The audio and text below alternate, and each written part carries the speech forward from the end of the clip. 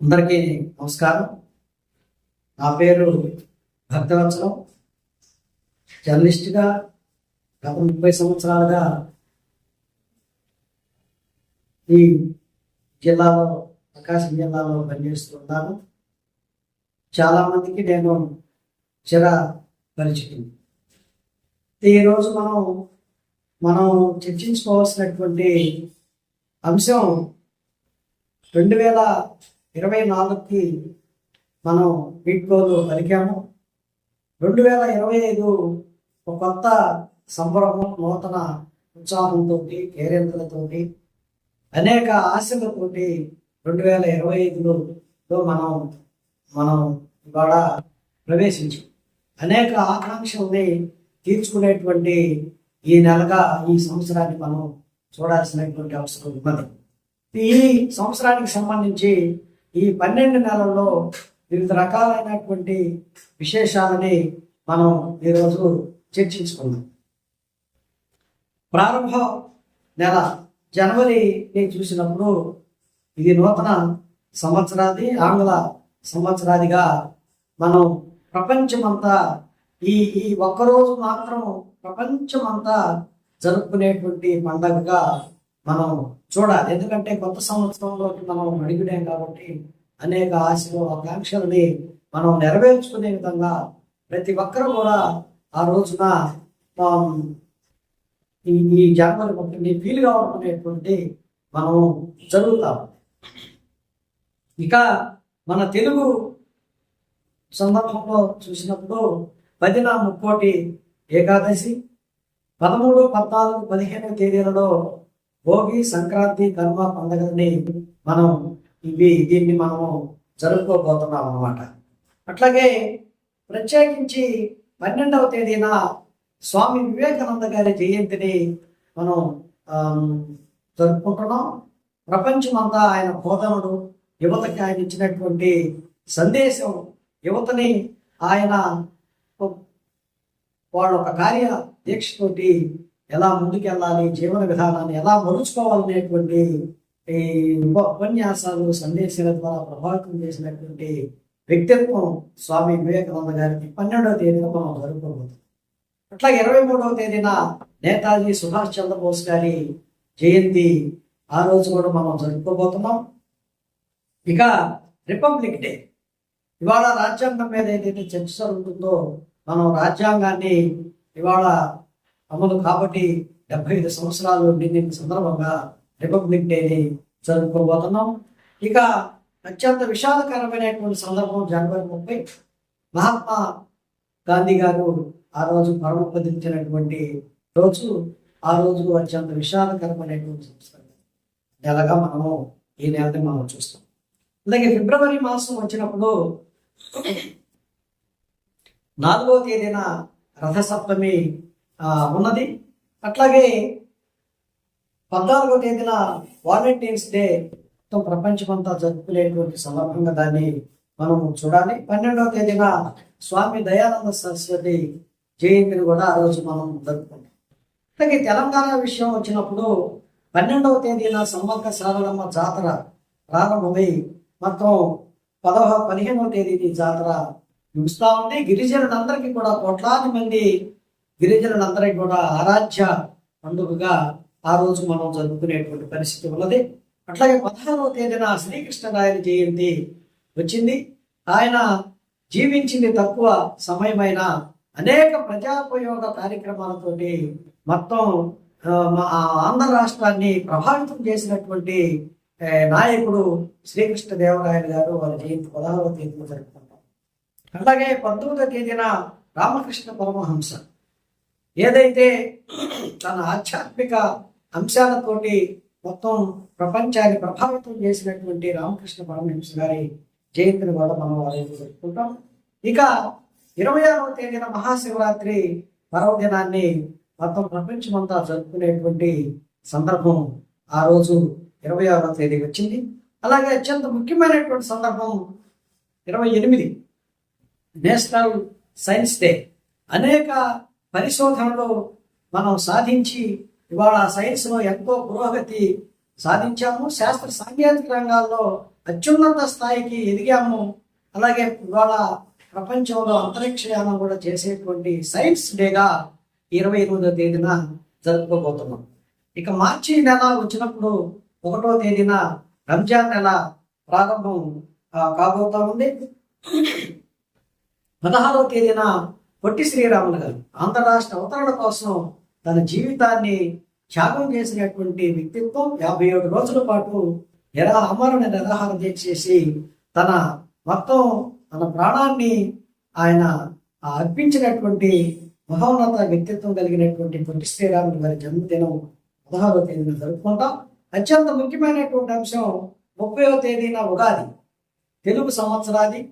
ఆ రోజు నుంచి మనం తెలుగు సంవత్సరాదిగా మనం దాన్ని పిలుస్తాము. మొత్తం తెలుగు వారందరికీ పరమ పవిత్రమైనటువంటి పండుగగా 30 ఉగాది పర్వదినాన్ని మనం చూస్తాం. అట్లాగే ముస్లింలందరికీ కూడాను అత్యంత ఇష్టమైనటువంటి పండుగ రంజాన్. ఈ రంజాన్ పండుగ మార్చి 31వ తేదీన మనం చూస్తాం. ఇక ఏప్రిల్ మాసం వచ్చినప్పుడు సామాజిక ఉద్దండుడు, సామాజిక ఉద్యమకారుడు ఈ తమ బోధనలతోనూ రచనలతోనూ ఈ సమాజం మొత్తాన్ని ప్రభావితం చేయగలిగినటువంటి 3 ఉద్దండుల జన్మదినాలు ఈ నెలలో రావడం జరిగింది. ఏప్రిల్ 5వ తేదీన బాబు జగ్జీవన్ రావు గారి జయంతి, 11వ తేదీన జ్యోతిబా పూలే గారి జయంతి, 14వ తేదీన భారతరత్న డాక్టర్ బాబాసాహెబ్ అంబేద్కర్ గారి జయంతి ఈ ఏప్రిల్ మాసంలోనే వచ్చాయి. ఆ తర్వాత 11వ తేదీన ఒంటిమిట్ట కోదండ రామస్వామి వారి కళ్యాణం కూడా మనము ఆ రోజున చూస్తాం. 12వ తేదీన హనుమత్ జయంతి, 10వ తేదీన మహావీర్ జయంతి మనం చూస్తాము. అట్లాగే ఇవాళ మనకి 40 సంవత్సరాలుగా రాజకీయాల్లో ఉండి 14-15 సంవత్సరాలుగా ముఖ్యమంత్రిగా ఉన్నటువంటి నారా చంద్రబాబు నాయుడు గారి జయంతి కూడా ఏప్రిల్ 20వ తేదీన జరుపుకునేటువంటి పరిస్థితి మనం చూస్తాం. ఇక 30వ తేదీన అక్షర తృతీయ కార్యక్రమం ఉన్నది. ఇది మహిళలకు అత్యంత ఇష్టమైనటువంటి పండుగ.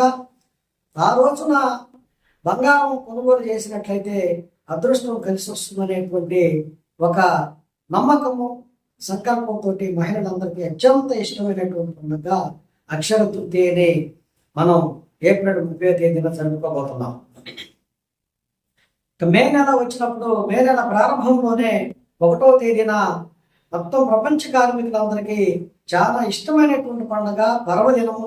ప్రపంచ కార్మికులారా ఏకం పండునేటువంటి నినాదంతో ఈరోజు ప్రపంచవ్యాప్తంగా ఆ కార్మికులు ఆ పర్వదినాన్ని జరుపుకుంటారు. అమెరికాలోని చికాగో నగర వీధుల్లో జరిగినటువంటి పోరాట ఫలితంగా ఆ రోజున మే 1వ తేదీన పర్వదినాన్ని జరుపుకుంటాం. ప్రపంచ కార్మికులందరికీ మేలు కొరుకుగా మనం అది చూస్తాం. అట్లాగే 15వ తేదీన కార్ల్ మార్క్స్ గారి జయంతి. 1848లో ఆయన ఏదైతే కమ్యూనిస్టు మేనిఫెస్టోని ప్రకటించారో ఆ రోజున వారు ఇవాళ ప్రపంచవ్యాప్తంగా ఈ మొత్తం కార్మిక, కర్షక, ఉద్యోగ, ఉపాధ్యాయులందరినీ ఐక్యం చేయగలిగినటువంటి ఈ ప్రణాళికని సోషలిస్ట్ సమాజం వైపు దిశగా తీసుకెళ్ళినటువంటి ఆ మహానుభావుడు, మహాోపాధ్యాయుడు కార్ల్ మార్క్స్ గారి జయంతిని 15వ తేదీన జరుపుకుంటాం.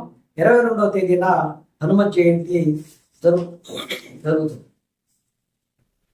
ఇక జూన్ మాసం వచ్చినప్పుడు 2వ తేదీన తెలంగాణ రాష్ట్ర అవతరణ దినోత్సవంగా ఆ తెలంగాణ ప్రజలందరూ జరుపుకునేటువంటి సందర్భం ఉన్నది. 7వ తేదీన బక్రీద్, 11వ తేదీన ఏరువాక పూర్ణిమ జరుపుకుంటాం. మొత్తం ప్రపంచం అంతటికి ఆహారాన్ని అందించేటువంటి మొత్తం సాగుబడి 11వ తేదీన ఏరువాక పూర్ణిమగా మనం చూసేటువంటి సందర్భం. రైతులందరికీ కూడాను అదొక పర్వదినంగా జరుపుకునేటువంటి సందర్భం మనం చూస్తాం. అట్లాగే ఇక 27వ తేదీన పూరి జగన్నాథ స్వామి వారి రథయాత్ర చంద్రోదయం కూడా ఆ రోజు జరుగుతుంది. ఇక జూలై మాసం మనం చూసినప్పుడు 6వ తేదీన మొహరం, 10వ తేదీన గురు పూర్ణిమ జరుపుకుంటాం. అట్లాగే 4వ తేదీన అల్లూరి సీతారామరాజు ఆయన మొత్తం గిరిజనుల గుండెల్లో ఆయన మొత్తం ప్రతిష్ఠించబడినటువంటి వ్యక్తిత్వం, మొత్తం బ్రిటిష్ సామ్రాజ్యాన్ని గడగడలాడించి అతి చిన్న వయసులోనే బ్రిటిష్ తోటాలకి బలైనటువంటి అల్లూరి సీతారామరాజు జయంతి కూడా 4వ తేదీన జరుపుకునేటువంటి సందర్భాన్ని మనం చూస్తాం. అట్లాగే 1వ తేదీన డాక్టర్స్ డే. మొత్తం ఇండియా మొత్తం మీద డాక్టర్స్ డేగా ఆ రోజు మనం జరుపుకునేటువంటి సందర్భాన్ని మనము చూస్తాం. తెలంగాణలో 17వ తేదీ నుంచి బోనాలు కార్యక్రమం ఉంటుంది. 30వ తేదీన కల్కి జయంతి కూడా జరుగుతుంది. అలాగే మనకి దివంగత డాక్టర్ రాజశేఖర రెడ్డి గారి జన్మదినం కూడా జూలై 8వ తేదీన జరుపుకునేటువంటి సందర్భాన్ని మనం చూస్తాం. ఇక ఆగస్టు వచ్చినప్పుడు 8వ తేదీ వరలక్ష్మి వ్రతం. ఇవాళ మహిళలందరికీ కూడా చాలా ఇష్టమైనటువంటి పండుగ. ప్రతి మహిళ ఆ రోజున మొత్తం దేవాలయాలకు వెళ్ళి వారి ఇష్టదైవాన్ని తలుచుకొని స్మరించుకొని వారి అక్కడ ఉన్నటువంటి పూజారుల ఆశీర్వచనాలు పొందినటువంటి వరలక్ష్మి వ్రతం మహిళలు ఇష్టంగా జరుపుకునేటువంటి సందర్భం. 9వ తేదీన రాఖీ పూర్ణిమ. మొత్తం మహిళలు వారి అన్నదమ్ములతోటి రాఖీ కట్టించుకొని వారి ఆశీర్వాదాలు తీసుకుని చేటువంటి సందర్భం 9వ తేదీన మనం చూస్తాం. ఇక 15వ తేదీన ఇండిపెండెన్స్ డే. మనకి 1947 ఆగస్టు 15వ తేదీన స్వాతంత్రం వచ్చింది కనుక ఆ రోజున దేశవ్యాప్తంగా ఈ స్వాతంత్ర దినోత్సవ కార్యక్రమాలు జరుగుతూ మనం స్వాతంత్రం వచ్చిన సందర్భంలో మనం ఏమేమి సాధించామో ఘనంగా చాటింపు చేసుకునేటువంటి సందర్భాన్ని 15వ తేదీన చూస్తాం. 21వ తేదీన వినాయక చవితి మనం పండుగ ఉన్నది. 16వ తేదీన కృష్ణాష్టమి. అయితే ఈ నెలలో 5 ఆదివారాలు వచ్చాయి. మామూలుగా 4 ఆదివారాలు వస్తూ ఉంటే ఈ నెల ప్రత్యేకత ఏంటంటే 5 ఆదివారాలు వచ్చి ప్రభుత్వ సెలవు దినాలు మొత్తం 9గా ఉన్నాయన్నమాట. ఇక సెప్టెంబర్ వచ్చినప్పుడు 5వ తేదీ గురు పూజోత్సవం. మొత్తం మనకి విద్యాబుద్ధులు నేర్పించినటువంటి ఉపాధ్యాయులందరినీ ఆ రోజు సన్మానించుకొని స్మరించుకునేటువంటి సందర్భాన్ని మనము చూస్తాము. అలాగే ఓనం పండుగ కూడా కేరళ వారు జరుపుకునేటువంటి పండుగ కూడా 5వ తేదీనే వచ్చింది.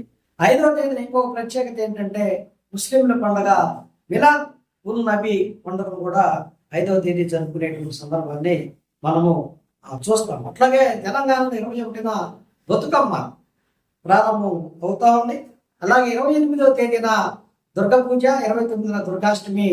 ఆ రోజు మనం విజయదశమిని అత్యంత భక్తి శ్రద్ధలతోటి మొత్తం ప్రపంచమంతా జరుపుకునేటువంటి సందర్భాన్ని చూస్తాం. ఇక ప్రత్యేకమైనటువంటి మరొక విశేషం 15వ తేదీన మోక్షగుండం విశ్వేశ్వరయ్య గారి జయంతి. వారు అనేక ఆనకట్టలను నిర్మించి ఈ దేశానికి అత్యున్నతమైనటువంటి సేవలు జరిపారు. భారతరత్న బిరుదును కూడా పొందినటువంటి మోక్షగుండం విశ్వేశ్వరయ్య గారి జయంతిని మనం సెప్టెంబర్ ఈ నెలలోనే జరుపుకునేటువంటి సందర్భాన్ని మనం చూస్తాం. ఇక అక్టోబర్ విషయం వచ్చినప్పుడు 2వ తేదీన విజయదశమి ఉన్నది. విజయదశమి కంటే ఇంకా గాంధీ జయంతిని కూడా మనం అత్యంత గౌరవ మర్యాదలతోటి గాంధీ గారికి ఆ రోజున మనం వారిని గౌరవించుకునేటువంటి సందర్భం 2వ తేదీనే మనం చూస్తాం. ఇదే రోజున లాల్ బహదూర్ శాస్త్రి మనకి ప్రధానమంత్రిగా చేసినటువంటి లాల్ 2.5 సంవత్సరం మాత్రమే చేశారు. చాలా దేశాన్ని ప్రభావితం చేసినటువంటి లాల్ బహదూర్ శాస్త్రి గారి జన్మదినం కూడా 2వ తేదీనే మనము చూస్తాం. ఇక 9వ తేదీన ఉండ్రాళ్ళ తద్దినేటువంటి పండుగ ఒకటి వస్తుంది. 20వ తేదీన దీపావళి. మనం నరక చతుర్దశి, దీపావళి ఈ పండుగలు కూడా అక్టోబర్ నెలలోనే మనము ఈ రోజున మనము చూస్తాము. మన అక్టోబర్ నెల కూడా విజయదశమితో ప్రారంభమయ్యి దీపావళితోటి మనం రోజు సందర్భం. అలాగే గాంధీ గారి జయంతిని కూడా మనం అత్యంత భక్తి శ్రద్ధలతో జరుపుకునేటువంటి సందర్భాన్ని మనం చూస్తాం. ఇక నవంబర్ 1న మన ఆంధ్ర రాష్ట్ర అవతరణ దినోత్సవం. ఆ రోజున మనం ఎవరైతే ఆత్మార్పణ చేశారో వారందరికీ నివాళులు అర్పిస్తూ మొత్తం ఆంధ్ర రాష్ట్రాన్ని మనం అవతరణ దినోత్సవంగా మొత్తం తెలుగు భాషా ప్రయోగిత రాష్ట్రాల్లో మొట్టమొదటిసారిగా ఏర్పడినటువంటిది మన ఆంధ్రప్రదేశ్. అందువల్ల ఆ రోజు మొత్తం రాష్ట్రం అంతా ఈ రాష్ట్ర అవతరణ దినోత్సవాలని చాలా సంబరాలు జరుపుకుంటూ ఉంటాం. అట్లాగే 5వ తేదీన గురునానక్ జయంతి. అనేక తన బోధనలతోటి మొత్తాన్ని ప్రపంచాన్ని ప్రభావితం చేసినటువంటి గురునానక్ జయంతి. కేంద్ర ప్రభుత్వం కూడా వారి జయంతికి సెలవు ప్రకటించింది. అట్లాగే 14వ తేదీన నెహ్రూ జయంతి బాలల దినోత్సవాన్ని మనం బాలలందరూ కూడా చాలా ఇష్టపూర్వకంగా ప్రేమపూర్వకంగా జరుపుకునేటువంటి సందర్భాన్ని 14 చూస్తాం. అట్లాగే 5వ తేదీన కార్తీక పౌర్ణమి కూడా ఆ రోజు మనకి నవంబర్ నెలలో మనం చూస్తాం. ఇంకా ప్రముఖుల జయంతులు చాలా ఉన్నాయి, కానీ ఈ ఈ వారి ప్రత్యేకమైనటువంటి సందర్భం మాత్రం ఆంధ్ర రాష్ట్ర అవతరణ నెహ్రూ జయంతిని మనం చూడాల్సినటువంటి అవసరం ఉన్నది. ఇక డిసెంబరు నెల వచ్చినప్పుడు చాలా ప్రత్యేకతలు చూస్తాము. 1వ తేదీన గీతా జయంతి. మనకి శ్రీకృష్ణుడు ఏదైతే కురుక్షేత్ర యుద్ధంలో అర్జునుడికి హితబోధ చేశారో ఆ రోజున దాన్ని గీత మొత్తం భగవద్గీతగా ఇవాళ ప్రపంచం అంతా కూడా ఆయన బోధనలు, కృష్ణుడి బోధనలు ఏదైతే ఉన్నాయో అనేక కష్టకాలాల్లో అవసరమైనటువంటి సందర్భాల్లో గీతా జయంతిని మనం చూస్తాము. 1వ తేదీనే ఆ రోజు అది వచ్చినది. ఇక 30వ తేదీన ఇంకోటి యొక్క ఏకాదశి మనం చూస్తాం. అలాగే 25వ తేదీన క్రిస్మస్ పర్వదినము. మనం ఆ రోజు ప్రపంచమంతా కూడా క్రైస్తవులందరూ అత్యంత భక్తి శ్రద్ధలతోటి క్రీస్తు జననాన్ని వారు సంపూర్ణంగా ఆస్వాదించేటువంటి సందర్భం. అంతకుముందు కొంతకాలం వాళ్ళు శ్రమదినాలుగా పాటించి క్రిస్మస్ని అత్యంత మొత్తం ప్రపంచమంతా జరుపుకునేటువంటి సందర్భంగా మనము డిసెంబరు 25వ తేదీన మనం దాన్ని చూడమనేటువంటి మనం జరుగుతుంది. ఇది సంవత్సరం మొత్తంగా రేఖామాత్రంగా మాత్రమే కొన్ని ప్రత్యేకమైనటువంటి సందర్భాలని ఈ వీడియో ద్వారా ప్రజల ముందు ఉంచడం అనేటువంటిది జరుగుతుంది. Thank you very much.